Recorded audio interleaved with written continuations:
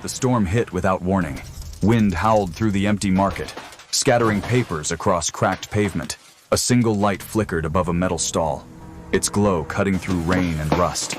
Then, a crash. A helmet rolled from a toppled crate, dented, covered in dried mud. It stopped at a young man's feet. He crouched, brushed away the dirt and froze. Inside the liner, a folded photograph, soaked but still whole. A woman smiling through haze, her uniform marked Field Hosp 312. On the back, a single line written in pencil. "Wait for me, S." Thunder rolled above him. The man whispered, "Who were you waiting for?" "They sitting great to Staklan the Tabi." And that was where it began, with a storm, a stranger, and a photograph that refused to stay buried. The market on Portland's east side smelled like rain and rust. Ethan Walker moved between rows of military relics, helmets, medals, and cameras that had outlasted their owners. He was searching for pieces of history to photograph for his project, Echoes of Silence. An old vendor waved him over. "Looking for a story, son? Try this one." From beneath a pile of canvas, the man lifted an M1 helmet, edges cracked, liner darkened by age. Ethan turned it in his hands. Heavy, cold. The vendor leaned in. "Came from Laos. Belonged to a war correspondent. Never made it home." Ethan looked up. "What happened to him?" The old man shrugged. "Some things don't like being remembered." Ethan paid cash and left without another word. Back at his studio, rain tapped against the window. He set the helmet beneath a lamp, brushed away the dust, and froze as something slipped free, a small, water-stained photograph.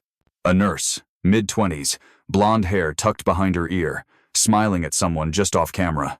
The edges were burned, but the handwriting on the back remained. "Wait for me, S." He turned it over again. The expression was too intimate to be staged. Whoever took it knew her deeply. As he inspected the helmet again, a faint red stain marked the inner rim. Blood, dried to a rusty brown, and tangled in the lining a single strand of blonde hair. Ethan stared at it for a long moment before whispering, "Not from a soldier." He grabbed his camera, switched to macro, and zoomed in on the photo. Behind the nurse, blurred by smoke, a wooden sign. "Field Hosp 312 Lantern Bay." He typed it into an old military archives search bar. Only one result. Operation Lantern Bay. Laos, June 1972. Destroyed by mortar fire. Casualties, 47. Missing, 9. Ethan leaned back, heart pounding. His grandfather, Captain Samuel Reed, had gone missing in Laos that same year. The official record said non-recoverable. His family just said gone. He went to the closet and pulled down a dust-covered box marked Sam's Things. Inside, a lighter, a few black and white photos, and a damp notebook stuck together with age. He pried it open. On the last legible page, faint graphite lines read, "Bring her home." Same hand, same pencil, same letter, S. Ethan set the new photograph beside the notebook. The handwriting matched the R's looping, the E's broken. If both were written by Samuel Reed, this wasn't a coincidence. It was a message frozen in time. He turned back to the photo, adjusting the lamp. A reflection caught his eye, a glint of metal near the nurse's shoulder. He zoomed closer, enhancing the image. The reflection came from a basin on a nearby crate. In it, the faint outline of a man holding a camera. And on his wrist, a V-shaped scar. Ethan's pulse jumped. He'd seen that scar before in a photo of his grandfather from a hunting trip in Colorado, 1969. Same arm, same mark. The man behind the lens was Samuel Reed, his grandfather. Ethan sat back, trying to breathe. The photo wasn't just a relic, it was evidence. Proof his grandfather had taken it. Proof he'd been there. Moments before everything went dark, he emailed a scan of the image to the Seattle Military Museum, asking for verification. Then, as he waited, he began sketching a timeline on the wall. Lantern Bay, June 72. Field Hosp, 312. Captain Reed missing. The rain outside turned harder. Lightning flashed, filling the room with brief white light. Ethan caught his reflection in the window, pale, tense, like someone who just stepped into someone else's unfinished story. His computer pinged. A new email from the museum curator. The message was short. Kodak PX, 17 film stock. Standard issue for embedded press, 1969 to 73. Confirmed authentic. Ethan exhaled. The proof was solid. Whoever the nurse was, she existed. Whoever S was, he took that photo. He reached for the helmet again, tracing the inside rim with his thumb. The faint inscription came into view R27. He didn't recognize the marking, but the way it was carved, jagged, uneven, felt personal. He wrote it down in his notebook and circled it twice. Tomorrow, he'd start with that. Outside, thunder rolled once more. Ethan shut off the lights, but the helmet still glimmered faintly under the window's reflection, as if waiting for someone to finish what the storm had started. The next morning, the rain was gone, but the clouds still hung low over Portland. Ethan sat at his desk, staring at the photograph taped to the wall. The nurse's smile, the blurred tense, the ghost of a man holding a camera. On the table beside it lay the helmet, still damp, its rim etched with the marking R27. He'd spent half the night searching military archives, hoping the code meant something, a unit, a mission, anything. Nothing. Then he found a single reference buried in a Vietnam veteran forum. R27, call sign for medical evac support, Lantern Bay, Laos. A user had replied. Ask Neil Brooks, he's the last one alive from that mess. Ethan paused. The name matched a report he'd seen once. Sergeant Neil Brooks, combat medic, field hosp, 312, survivor. There was no address listed, only a state, Oregon. He spent the rest of the morning tracking phone directories, veterans groups, and property records. By noon, he had an address, an abandoned gas station outside a town called Junction 7. He printed the map, packed the helmet, and hit the road. The drive took 3 hours. The landscape shifted from gray suburbs to fields of dry grass and rusted tractors. When he pulled up, the place looked dead, a single pump, a sagging roof, and a closed sign bleached white by time. But there was a light inside. Ethan pushed the door open. The bell above it gave a weak, tired jingle. A man sat behind the counter, sharpening a knife on a whetstone. He looked up slowly. His hair was white, his shoulders still squared, like someone who'd spent a lifetime standing at attention. Station's not open, the man said. Ethan nodded. I'm not here for gas. He reached into his bag and pulled out the photo. You were there. Lantern Bay. The man froze. The blade stopped mid-stroke. When he finally spoke, his voice was hoarse. Where did you get that? Inside a helmet, Ethan said. One marked R27. Neil's jaw tightened. You should have left it where it was. Ethan stepped closer. You knew Captain Samuel Reed, didn't you? The old man's eyes flickered, then went cold.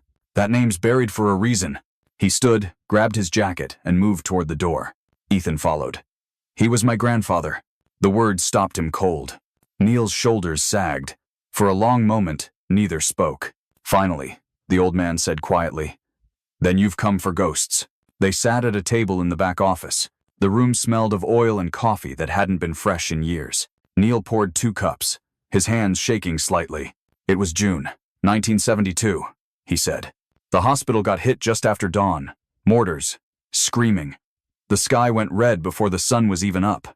He stared into the coffee like he could still see it. Clara Monroe, the nurse in your photo, she was tending the wounded. Got hit by shrapnel. Reed was filming it. He dropped the camera, ran to her. Ethan listened, every word tightening in his chest. What happened then? Neil rubbed his temples. Fire, smoke. I was ordered to pull back. When I looked again, they were gone. The way he said it sounded rehearsed, like something repeated for 50 years. Ethan studied him. Gone how? Gone, Neil said sharply. You ever watch a tent disappear in napalm? It doesn't leave much behind. Ethan let the silence stretch.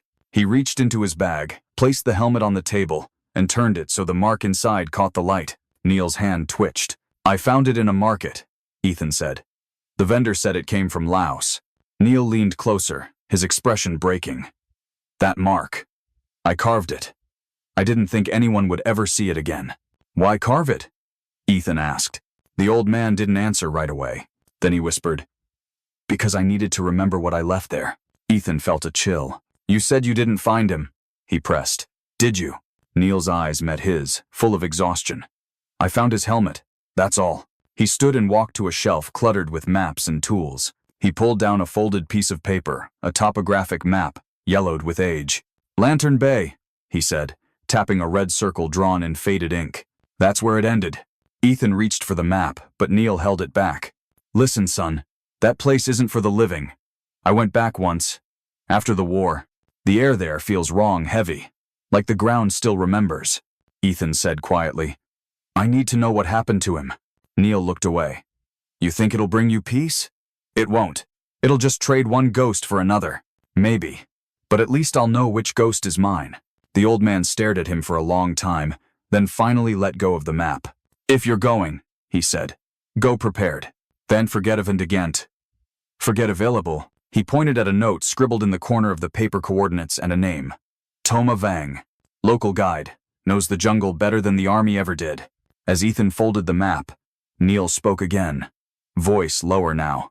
I never told anyone what really happened that day. Not even the debriefers. You want the truth? I froze. Ethan looked up. I heard Reed shouting for help. I was 22, scared out of my mind. By the time I moved, the fire had reached the tent. When it cleared, only his camera was left. He swallowed hard. I picked up the helmet, marked it R27, and walked away. Every night since, I've wished I hadn't. Ethan said nothing. There was nothing to say. The man's confession hung in the air, heavy and final. Neil slid a small metal lighter across the table. His. I kept it. The initials were engraved on the side. S.R. Ethan turned it over in his hand. Why give this to me? Because you're the only one left who might understand why I couldn't save him. When Ethan stood to leave, Neil followed him to the door. Outside, the sky was bruised purple with evening. Be careful out there, Neil said. The jungle doesn't forget, neither does guilt. Ethan nodded. Neither do promises. He started the car, the helmet resting on the passenger seat, the map beside it. As he pulled away, he glanced in the mirror. Neil Brooks was still standing at the doorway, hands in his pockets, staring down at the lighter that was no longer his. The gas station grew smaller in the distance, until it disappeared entirely. Only the voice of the old man remained in Ethan's head. I froze. He gripped the wheel tighter and whispered to himself, Then I'll finish what you couldn't.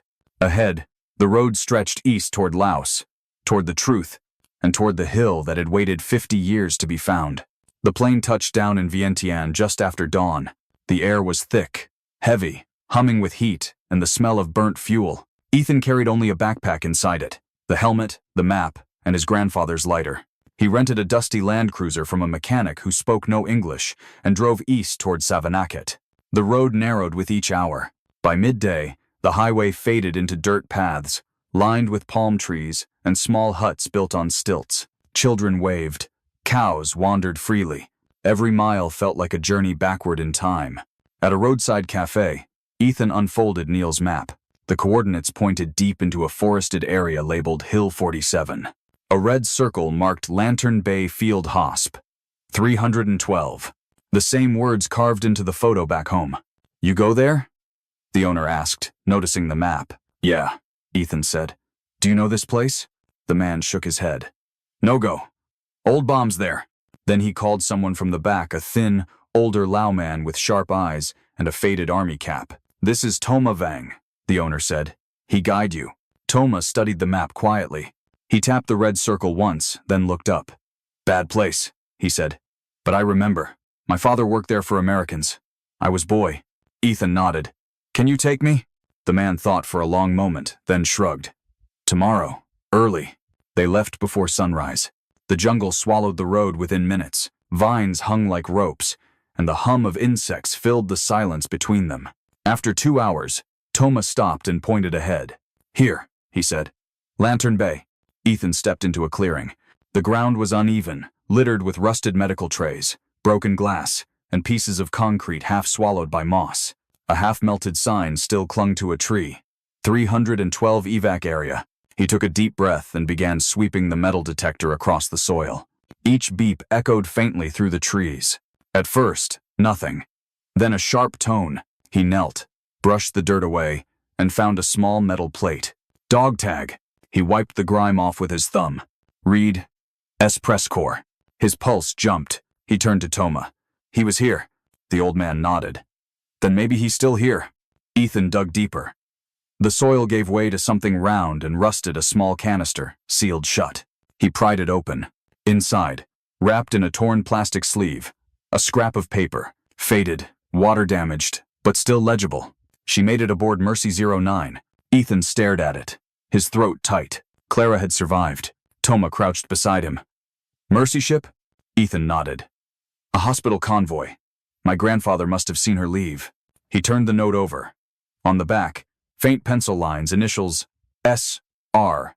He sat down hard on the ground, the noise of the jungle fading away. After 50 years, a message had waited for him to find it. They kept searching until the sun hung low. Thunder growled in the distance, and the sky dimmed to green. When the detector beeped again, Ethan dropped to his knees and started digging. This time, the ground gave out completely. The dirt collapsed beneath him, and he fell into a crater half filled with muddy water. The impact knocked the wind out of him. He gasped, struggling to climb as the mud pulled him down. "Toma!" he shouted. The old man threw a rope, bracing his heels in the mud. It took everything they had to drag Ethan up. When he finally rolled onto solid ground, he was shaking, drenched, and covered in black sludge. Something heavy pressed against his chest. He reached into the mud beside him and pulled out a camera, a Leica, the same kind Samuel Reed had used. The leather strap was torn, but on the base plate, faintly scratched letters read, S. Reed. Ethan turned it over, mud dripping from the lens. The film compartment was still sealed. He looked at Toma. "I need somewhere dark. I need to see what's inside." They drove back to town through sheets of rain. At a small photo shop run by an aging Frenchman, Ethan begged for help. The man frowned at the camera but agreed. They worked in silence, bathed in the red light of the darkroom. The negatives emerged slowly, ghost-like in the developer. The Frenchman squinted. "You may want to look at this." Ethan leaned closer. The first few frames were chaos, smoke, fire, blurred silhouettes of soldiers running. Then one came into focus. His grandfather, Samuel Reed, with the camera around his neck, pulling a wounded woman toward cover. "Clara." Ethan's chest tightened. The next frame, Reed shouting to someone behind him, hand raised. Another man in the background, uniform torn, head turned away. Ethan froze. Even through the grain and scratches, he recognized the face. Neil Brooks, 22 years old. He wasn't helping. He was running the other way. The final frame showed an empty field tent, a helmet resting on a mound of dirt. Scrawled across it, "Wait for me." Ethan couldn't move. His hands shook as he set the negatives down. That was the truth Neil had tried to bury. He hadn't just frozen, he had fled. The Frenchman spoke quietly. "C'est votre père?" "My grandfather," Ethan said. "And the other man?" Ethan hesitated. "Someone who stopped running too late." That night, he sat in his hotel room, the Leica cleaned and wrapped in cloth.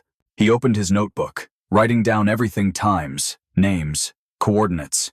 Under the last line, he wrote a single sentence. He went back, and someone else didn't. He couldn't bring himself to hate Neil. Guilt could rot a man longer than death ever would. Still, the truth wasn't finished. The note said Clara made it aboard Mercy 09. If she lived, she might have carried the last piece of this story. Ethan found the evacuation logs at a local records office the next day. One entry matched. The 12th of June, 1972. Mercy 09 departure from Savannakhet. Survivors. Medical staff. 4 confirmed female. One name, Clara Monroe. Next to it, a scrawled update in pen. Transferred to U.S. Augusta, Maine. Ethan stared at the page until it blurred. "She'd made it home," he whispered. He did it. That night, before leaving Laos, Ethan and Toma climbed back to Hill 47. The air was quiet now. The jungle soft with mist. Ethan knelt and buried the Leica where he'd found it beside the crater. "Beside the ghosts," Toma asked. "Why leave it here?" Ethan smiled faintly. "Because it already told its story. It belongs here." The old man nodded. "Then what you take?" Ethan looked down at his hands, the note, the tag, and the photograph. Just the proof that he kept his word. "Thanks for watching." They walked back as the sun rose, cutting through the mist like an old film reel flaring back to life. 50 years of silence had finally spoken. When Ethan boarded his flight home, the helmet sat on his lap, dented but shining faintly in the cabin light. He traced the letters on the rim one more time, R27, and whispered, "You didn't freeze. You finished what you started." Next stop, Maine, and the woman who had waited half a century to be found. The sky over Maine was a washed-out gray when Ethan arrived. He'd driven straight from the airport, headlights cutting through fog and pine. The address from the records office led to a quiet nursing home on the edge of Augusta. White walls, wind chimes, a silence that felt earned. He carried the helmet and the photograph in a small case. At the reception desk, He gave his name. The nurse looked up from the logbook. "You're here for Mrs. Clara Hart?" Ethan nodded. "Yes. Please don't tell her who I am just yet." The nurse led him down a narrow hall that smelled faintly of lavender and old paper. In the last room, a woman sat by the window, her hair silver, her gaze lost in the distance. A folded flag rested on the table beside her. Ethan stood for a moment, watching her breathe. He recognized her face from the photograph, older now, but the same calm eyes, the same half-smile. He stepped closer and spoke softly. "Mrs. Hart?" She turned, startled at first, then focused on him. "Yes?" He placed the photograph in her trembling hands. Her lips parted. Where did you get this?" "It was inside my grandfather's helmet," Ethan said. "Captain Samuel Reed." Her eyes filled with tears before she even spoke his name. "Sam. Oh, Sam." Her voice cracked. "He saved my life." She touched the image gently, tracing her own face on the photo. "I was hit when the shelling started. He carried me to the river. I told him to leave me, but he said, 'You get on that boat.' Thank you, Fran." He promised he'd follow. She paused, eyes unfocused, as if the memory still burned behind her eyelids. The next morning, they said the camp was gone. "I thought he'd died there." Her hand shook as she looked up. "But you found him, didn't you?" Ethan nodded. "I found where he stayed. He never left the hill. But he made sure you did." Clara's eyes softened. Then he kept his word. Ethan hesitated, then pulled a small tag from his pocket. The one engraved Brooks. N. "Do you remember this man?" Clara went still. "Neil Brooks." Her voice dropped. "He was there too. He could have helped Sam. He ran." She closed her eyes. "He was young, scared. I kept this, hoping one day he'd forgive himself." And she went to the mallard. She took the tag and pressed it into Ethan's palm. "Give it back to him." Ethan swallowed hard. "He's still alive." Clara smiled faintly. "Then he's been carrying that weight too long." He rose to leave, but she caught his hand. "Tell him Sam would have understood. And tell him, thank you for remembering us." Outside, the wind picked up, carrying the faint scent of rain. Ethan drove west, back toward Oregon. By the time he reached Junction 7, night had fallen. The gas station was dark, its sign barely visible. Neil Brooks sat outside on an old chair, staring at nothing. He looked up when Ethan parked. "You found her, didn't you?" Ethan nodded. "She remembered you." "One of we." Neil exhaled, eyes glassy. "What did she say?" Ethan placed the dog tag in his hand. "She said it's time to stop running." The old man stared at the metal for a long time. "She forgave me?" "She did." For the first time, Neil's shoulders eased. He looked down, whispering, 50 years too late." Ethan shook his head. "Maybe right on time." They sat there quietly. No words. Just the hum of crickets and the soft rattle of wind through the pumps. When Ethan finally stood to go, Neil didn't move. He just nodded once. "Tell your grandfather. Thank you for waiting." A week later, the exhibition opened in Seattle. At the center of the gallery stood a glass case, the helmet, the dog tag, and the photograph side by side. Visitors stopped in silence, reading the inscription beneath. Some photos capture light, some capture loss, but a few capture the truth that outlived everyone who tried to forget it. Ethan watched from the back, hands in his pockets. Rain tapped against the windows, just like the night he first found the helmet. Outside, the city lights blurred in the glass reflections of stories too heavy for words. He whispered, almost to himself, "You brought her home." Then he turned off the lights, leaving only the glass case glowing faintly in the dark. 50 years. One secret, and one promise, finally kept.